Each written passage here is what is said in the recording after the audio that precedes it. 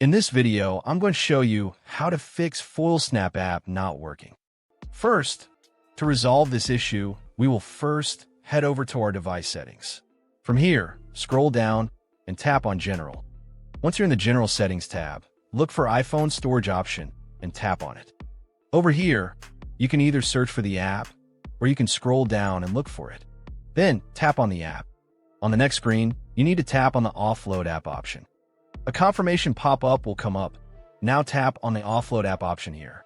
It'll take a bit for processing, and then a reinstall button will show up. Simply tap on it to reinstall the app.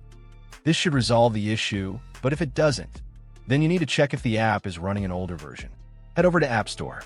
From here, double tap on this search icon in the bottom right corner, and then search for the app. Once the app comes up in the search result, and if you see this update button right next to the app, simply tap on it to make sure you're running the latest version of the app. However, if you continue to encounter this issue, then you will need to completely reinstall the app, which usually resolves the problem.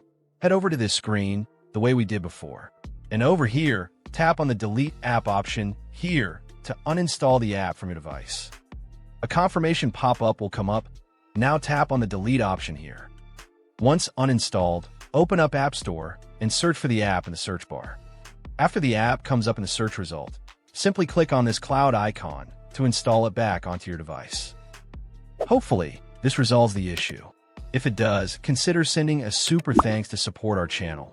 And also don't forget to hit the subscribe button. We'll see you in the next video.